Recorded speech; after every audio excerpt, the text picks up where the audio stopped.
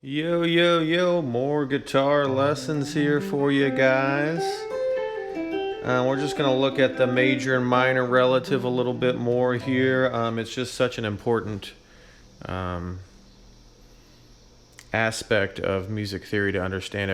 It will really save you a lot of time if you understand the minor, the relative minor, and major. And so we're going to just kind of take a look at this one key at a time. So let's say we're going to start with A minor. And basically what I want to show you here in this lesson is I've done lessons on this before, and this is just kind of a way I see it here. And I'm going to show you how it's really valuable and it saves you a lot of time as well to just see we name these pentatonic scales, and this can get kind of confusing. We've got this minor pentatonic, and that's typically the first scale we learn. And then we've got the major pentatonic. And if I started on A, that would sound like this.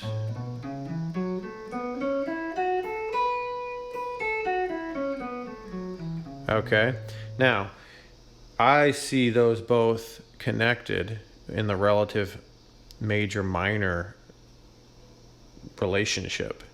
So when I'm playing in any key, whether it's major or minor, I'm actually seeing both of those shapes combined. Now they don't lay on top of each other. What happens is, as I'll show you here, so if we're in A minor, the one we just did here, the relative to A minor is going to be C major.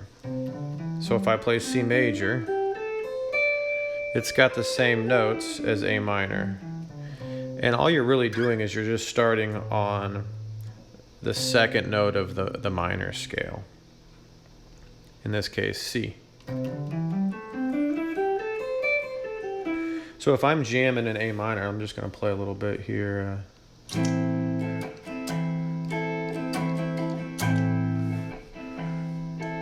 So I actually see both scales combined here.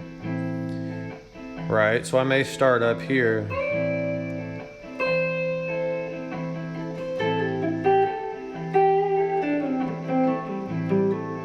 Right, now a lot of people would think, oh, you got to start in this A minor box. No, you don't.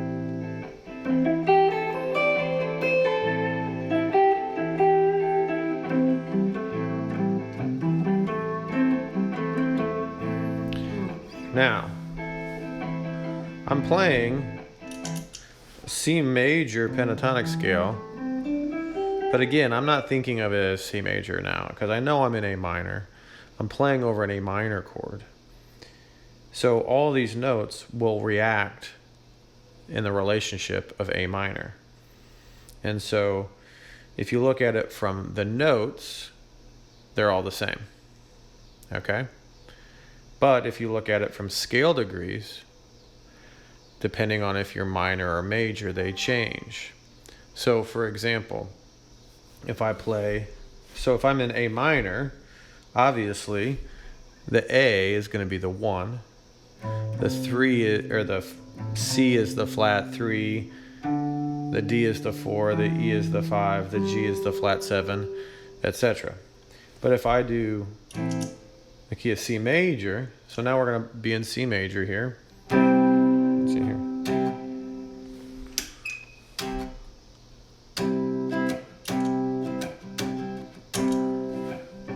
Now, the A is the 6.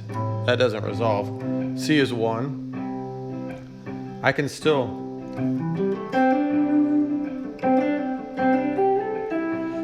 play this A minor shape. My loop's a little jankety there.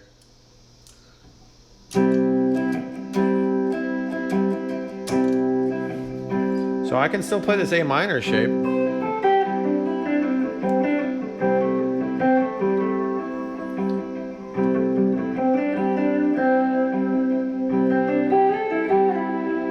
Right?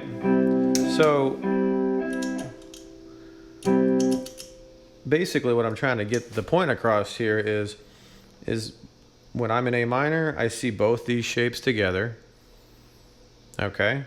The only thing that changes is the scale degrees. And then when I'm in C major, I still see the same pattern. I don't change the pattern. I don't change the shape that I'm visualizing. I do know that the scale degrees change.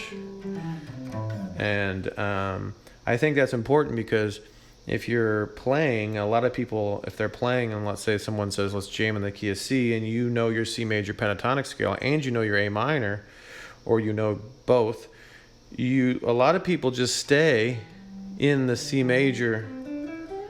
They're kind of limiting themselves, even though they could be grabbing this other shape down here. And this works in all 12 keys. So for example, if we did, let's say we did a B flat major, okay?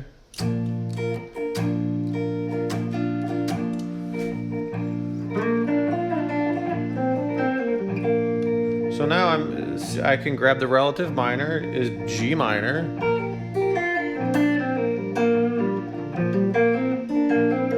And just play that. Or the B flat.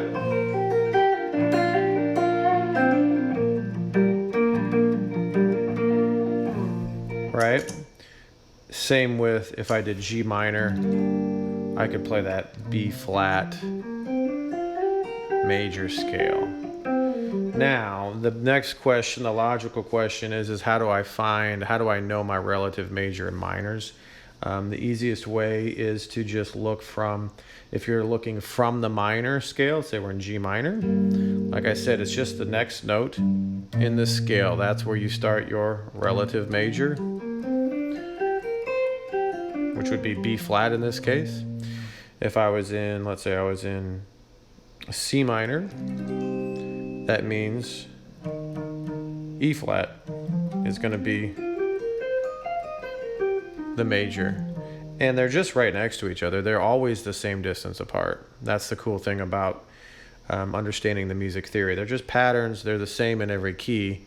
The guitar, you just shift them up and down the neck. Now, if you're starting in the major, let's say I'm starting in C, then you got to do a little bit of, you got to recognize this is the second note of the minor, so you just got to walk down 3 half steps. And that's where that lives. But at the end of the day, once you start practicing like this and start seeing those two scale shapes as the same scale, because they are, they're either like if we're in this key, it's either all A minor or all C major. That's just what it is. The only thing that changes is the scale degrees. In other words, the relationships. So there is some adjustment with the ear, knowing where to end. You know, if you're in C, you know, it's not going to resolve on the A, but it will resolve on the C, right?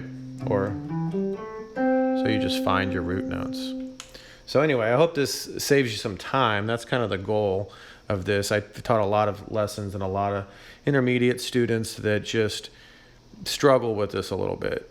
I can see they're close to understanding it. They know both the patterns, but they never actually use both of them when they're improvising or jamming. So I hope this helps, and I hope you guys have a wonderful day. Peace.